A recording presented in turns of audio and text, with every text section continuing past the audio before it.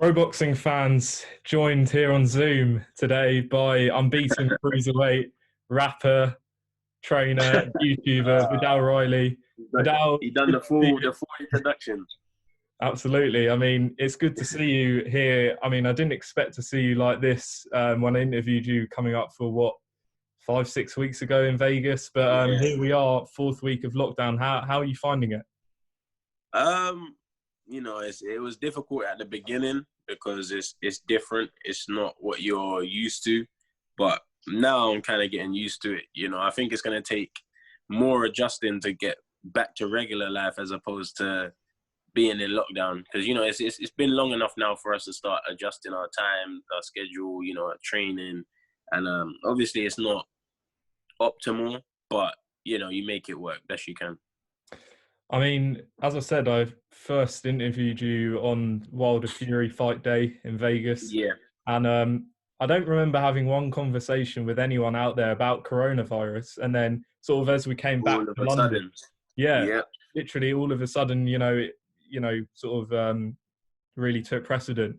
It is crazy to think that that fight, no one was really talking about it all fight week. Yeah, it's like it come out of nowhere kind of thing, but it's clearly left an impact. So yeah, I'm glad that we wasn't really speaking about it anyway, because then it would shadow over the event. And what an event it was, and what a fight it was as well. So we definitely didn't need anything to scare the people or deter them away from what was happening. And at least the fight week was about the fight. And same for my fight as well. Just before the whole wave began, I had my fight, and I managed to, that managed to be the center of attention, not what's going on right now. Yeah, I was going to come on to that straight away. Mm-hmm. You had your fight 1 week after Wilder Fury. I believe it was at a venue called Sam's Town. Am I correct in saying that? Sam's Town, yeah, Yeah. Sam's Town And Casino, yeah. I managed to catch up on the fight on your YouTube channel. Dominant display over the 4 rounds. What did you make of your performance? Were you happy with it?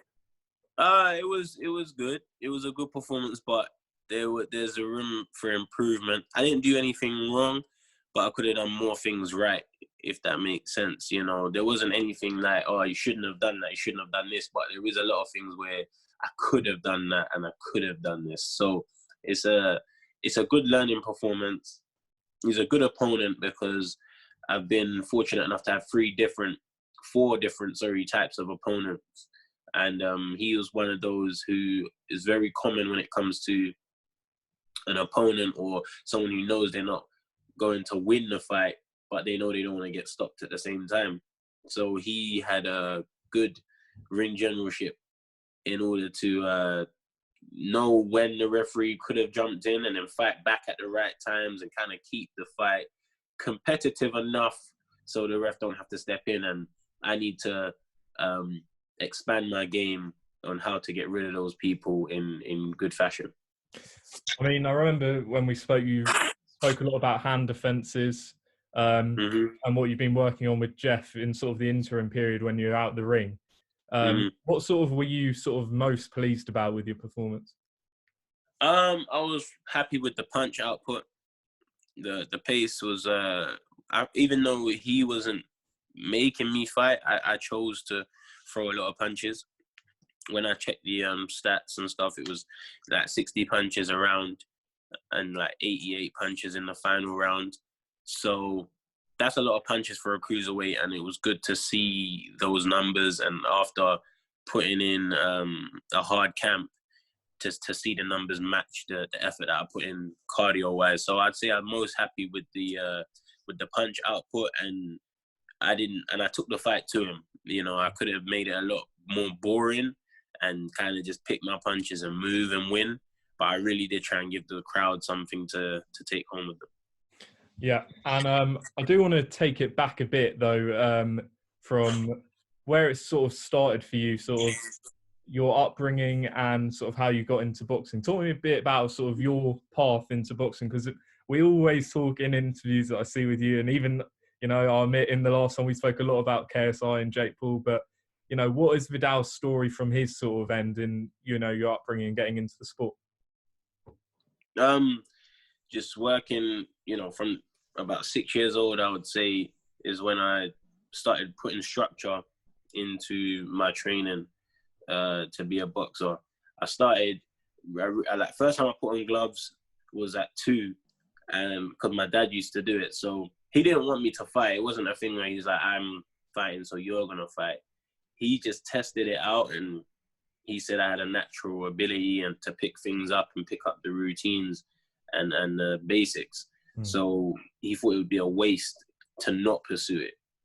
But if it was football or rugby or basketball, and I showed talent for that, he would have pushed me to excel in that sport. But it just so happens that boxing was my natural, go-to thing. And from 6 to 8 years old, 9 years old, I was at Repton, very prestigious boxing club, East London.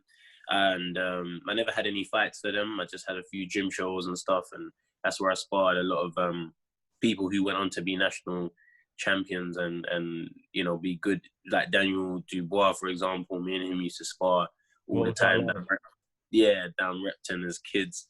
And, it's great to see how people progress and grow and move on, and then from 11 years old, I boxed for Newham, which is where I won my first national title in 2010. So that's a whole decade ago now, which is crazy. Because I don't talk about my achievements and stuff. So when I'm saying it out loud to you now, I'm like, oh my gosh, like that was 10 years ago. Yeah. But I won my first national title in 2010 for Newham, and then you have the nationals, and then you have the Three Nations, like the GB tournament. And then for that, I moved to West Ham, and I was at West Ham for the rest of my amateur career. So 9 years, 10 years, you could say I boxed for West Ham. And we all know that's another prestigious amateur boxing club in East London. So it's just it's been a long journey. I managed to win 8 national titles, European silver medal, qualify for the Youth Olympics. I was like number 6 in the world for a couple of years as a youth boxer. So it's a lot, but I just don't like talking about it. Well, I'm gonna make you talk about it. I know. I've seen somewhere where you were actually sort of thinking about going to the Olympics, which would have been this year. Is that true? Yeah, that is true. I was on a mission to go to the 2020 Olympics. Obviously, it's been postponed to 2021 based on everything going on. But there were 2 people at the time ahead of me to go to the Olympics. So it wasn't impossible to do. It wasn't out of reach. It's definitely something I could have achieved. And I think that if I stayed stuck at the amateur sport, then I would have gone to the Olympics because I'm good enough to go. But opportunities arise, and in life, when those things come up so spontaneously, I think you should take the opportunity. Yeah, I mean, just on that, I suppose it's probably in hindsight with everything going on, even though you couldn't have seen this far ahead, the people who were going for the Olympics are now in a bit of a, sticky situation, whether to turn pro, whether to wait. What would sort of your message or advice be to them, you're seeing the Olympics, delayed a year? Well, it depends. It really depends on your position. It's very personal, and it depends on the path that you want to take. We all know that by going to the Olympics, it gives you publicity, it gives you a name, it gives you something that when you turn professional, you can go to promoters and bargain with. And that's something that you bring to the table. So it allows you to have, a better deal when you make that switch over. But then if you're already popular and, like me, for example, the YouTube community managed to give me the publicity that a lot of people go to the Olympics to acquire. And so I managed to bypass the Olympic publicity to get even more than an Olympian through coaching, KSI, etc., and everyone else. So I think and it also depends on if Olympic gold medal was part of your dreams. the Olympic gold medal, Olympic medal has never been a part of my dreams.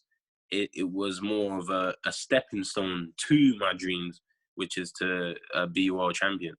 Mm. So it really depends on your motive, but I would say if you know that you want to go to the Olympics and it's something you set out to do from when you put on your gloves, even though it's been postponed, just stick at it, you know, and achieve that.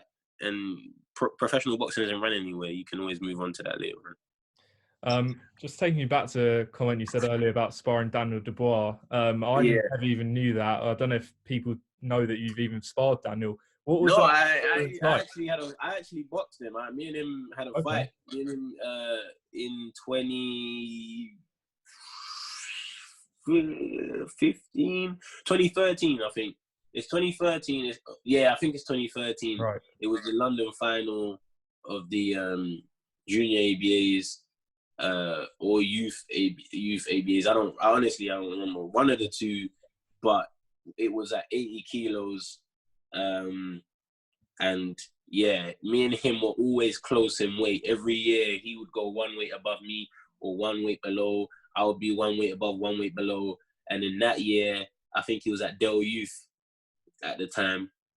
And we were both 80 kg, entered the tournament. And I beat him unanimous decision unanimous points decision in the London final. And then after that, I went on to, go to internationals and everything like that. And then me and him was on the same team for the Europeans as well. I think that was 2015 in Croatia, the European Youth Championships. Me and him was in the same. We even shared a room. He was my roommate for about a week, 2 weeks. Okay. So there's a lot of people who are in the pro game now that I'm very familiar with, shared a room with, shared a plane with, and all Josh Kelly and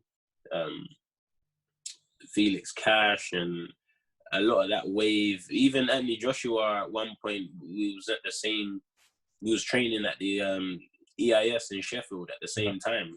He used to drop me home from Sheffield sometimes because he lives close. We're both from North London, so there's a lot of connections that I have with people in the boxing world, but I'm just not one of those people to talk about it all the time. I mean, could you let us into a bit of sort of the spars you had with Daniel? He's obviously unbeaten. As kids, we only sparred as kids, and then we sparred once down. We sparred once down Peacock. Yeah. As when he was a professional at this point, he was a professional, but that was still a couple years ago. That was like 2018, I think. 2018 or early 2019, we sparred down Peacock, and that was a good spar. It went how it always goes. He's much stronger than me. He hits a lot harder than me, so I have to use smarts to get the better of him. And I'm smarter. I'm a smarter fighter than he is, but he's definitely a force, and he's more than capable of hurting me if I'm not on my game. So I have to give him all respect. Do you see an eventual move up to heavyweight? A lot of cruiserweights in the past have moved up to heavyweight. Is that something you look at? Well, if we look at the number one reason why cruiserweights move up to heavyweight, and it's usually money or more attention, because cruiserweight is quite a quiet division. It's always been a quiet division. You get people who bring excitement in spurts, like your David Hayes, your Usyk. You get a few notable cruiserweights, and obviously back in the day, Evander Holyfield. But generally speaking, the division is quite quiet. No one's really a star from the cruiserweight division. But I feel like maybe I could be the person that changes that and brings the attention to that division and manages to bring the paydays to that division as well. So, look at Tony Bellew and Usyk, for example. That's a huge fight. And that was a huge fight at cruiserweight. And it just goes to show if the right people are in the division, we can still bring in the numbers. I don't think I'm big enough to go up to heavyweight because they're getting bigger and bigger. It's one thing Holyfield doing it. It's one thing David Haye doing it. But David Haye boxed Valuev, and we know skill-wise, Valuev wasn't the best, as big as he was. And that's kind of what made the gap between David and Valuev, it made it possible for him to fight him. But if we saw when David boxed Klitschko, who's not as big as Valuev but has skill. It's hard to beat those guys. It's hard to beat people who are bigger than you and have the same skill or near enough the same skill. So will I take that risk? I doubt it. But we'll see. We'll see. You know how things change. You mentioned Evander Holyfield. Is he someone you looked up to watch generally? Yeah. And who else have you been watching, especially during this period? I watch a lot of different guys. Like I'll watch. It depends on what I'm going for. You know, the sport is a game to me. I know people say boxing is not a game, but I genuinely do look at it as a game.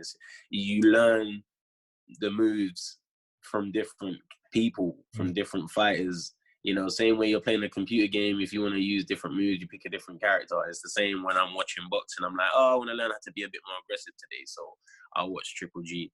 And I'm like, you know what? I want to learn how to slip, bro. You know, whatever. Then I'll watch Floyd. And then I don't have anyone that I'm not going to watch. It just depends on what I want to learn on that day.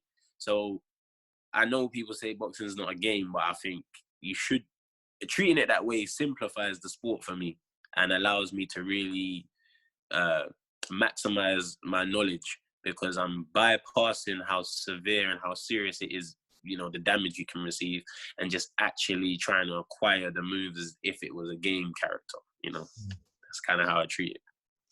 I do want to touch on Floyd. Well, I'll take it back a few weeks ago. Obviously the tragic passing of Roger Mayweather. Yes.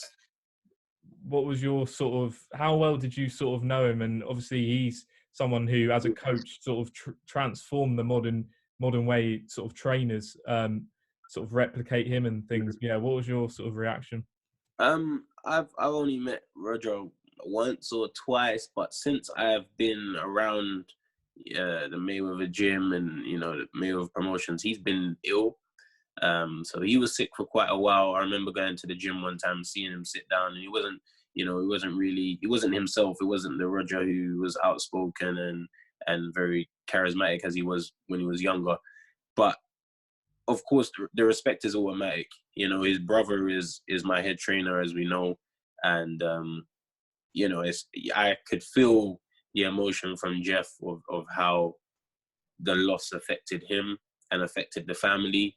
And of course, I've spoken to Jeff about it, and we've kept in touch just to see how he's doing and how he's coping with it. But you know, Roger, as much as Floyd Senior gets is the dad and gets the credit he deserves, Roger was the trainer for, you know, 18 years, 19 years, and his pad work became something people wanted to replicate. Not knowing the science behind it, but it just looked so good. Everyone wanted to kind of do those fancy pads, and he left his mark on the sport. He left his mark on the sport. You know, it's always sad to see people go, but in their lifetime, if you can leave a mark on whatever you chose to do, then you achieved, and he done that. So he can rest in peace knowing that the game of boxing will always have a little bit of Roger Mayweather in it. Absolutely, rest in peace, Roger. I mean, positive, I suppose, that came out of it. Floyd sort of came out saying that he's been inspired to become a trainer. And I saw your tweet that you said that he may even be in your corner. Talk me through, you know, him do you see him much around the gym? And what would you see as him as a trainer? Could he even be in your corner? I don't know. You know, the way my life is, it's either terribly bad or it's excellent or it's great. Like, it doesn't have any middle ground. Like, I realized this a little while ago. Either I'm on top of the world or I'm in the sewers. Like, that's just how it is. So I think I can't rule it out, because the way my life goes, I could rock up to the gym and Floyd could say, you know what, you got potential, I've seen it, and let me work with you now that I'm coaching. You know, he obviously saw something to agree to sign me in the first place. So for me to rule it out and say he would never be a part of my coaching team, I don't think he'll ever be my head trainer. I can say that. But for me to say he's never going to be a part of my coaching team, I can't rule that out. Like, I don't know. I mean, do you see him often in the gym and sort of training? No, I don't see him often. I see him at the fights sometimes. but I've never, no, I haven't seen him in the gym. Yeah, he's always traveling, you know, he's always around doing his thing, living life. But now that he's taken the coaching more seriously, when I'm allowed to go back to the US, whenever that is, you know, maybe he can throw me a few tips in the gym, because I just absorb everything anyways. If someone tells me something and I think, you know, it's beneficial, I can add it to my game immediately and perfect it. So hopefully he's there to throw a couple tips at me. What was sort of the experience like when you entered the Mayweather gym? Obviously, give us an idea of, you know, moving to America. What was sort of differences culturally, perhaps? How do you find it?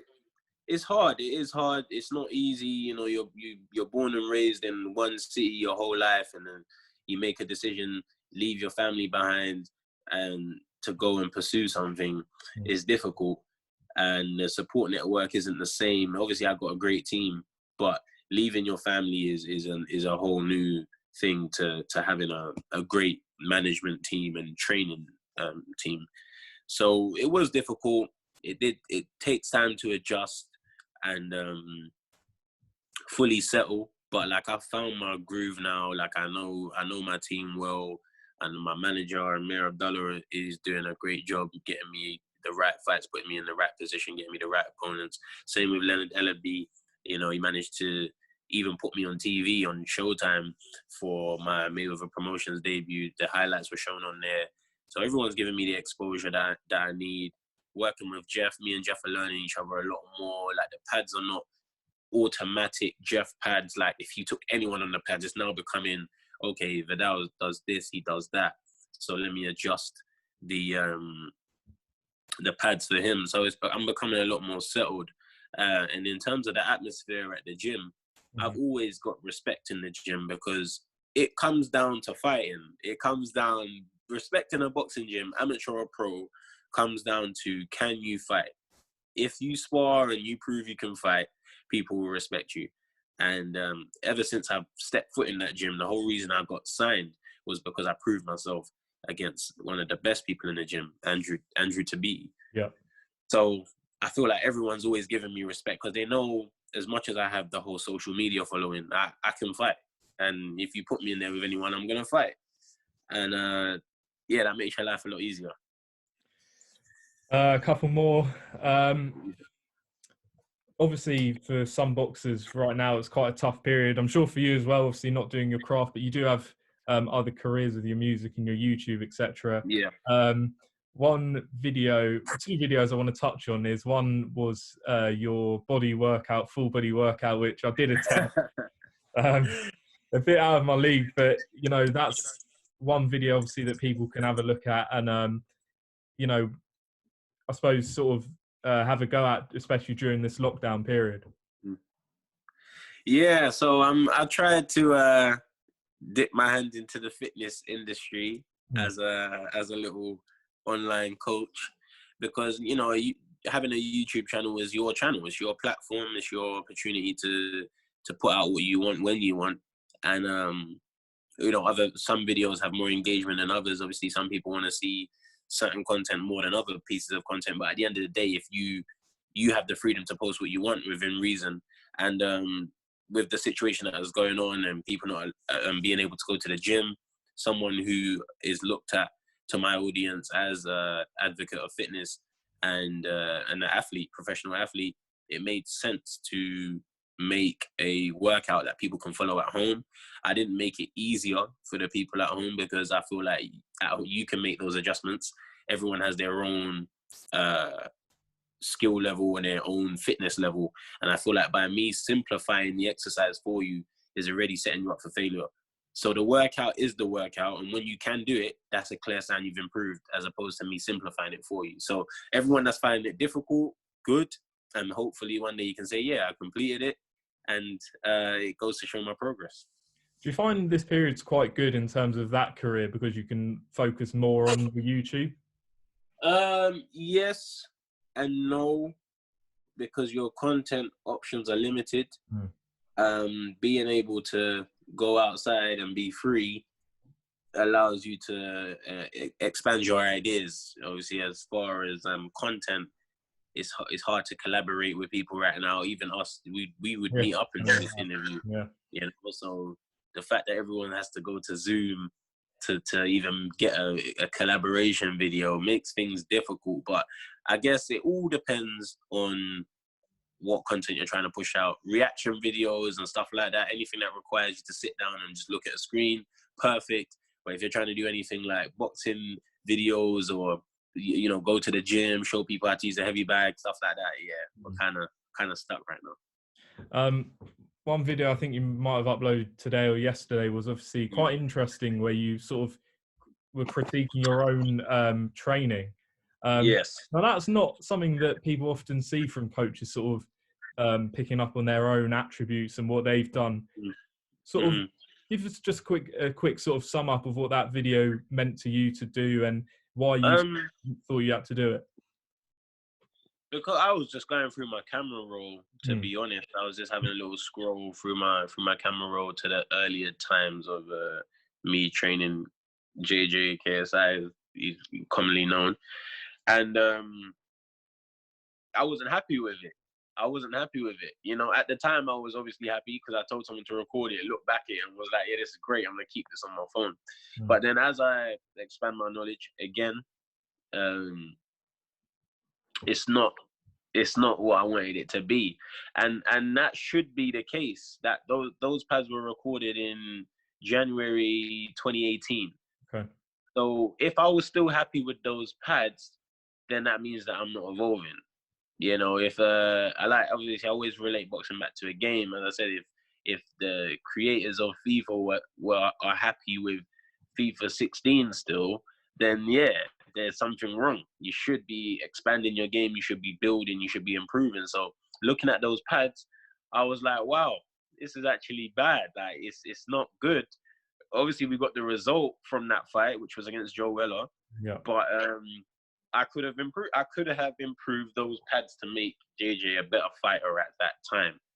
And I thought it's good to make a video and show people that it's okay to be self-critical. Some of the comments were like, yeah, you've always been a trash trainer, or you've never been good for KSI. But at the end of the day, the results speak for themselves. I don't need to go back and forth with the internet. It's a battle you'll never win. The internet always wins. I've given into that. The internet always wins. Final one, Viddal, give us sort of a message of positivity to everyone's in lockdown at the moment. We're not sure when we're going to be sort of out of this period, but it is a very serious situation. There's a lot of people in far worse positions than us right now. But yeah, bit of sort of a positive message to the people. I'd say wherever you are, wherever your position is, wherever you're going through, just try and follow the guidelines first and foremost to keep your safety and keep your family safe. Second of all, try and use this time to dive into anything that you don't normally have the time to do.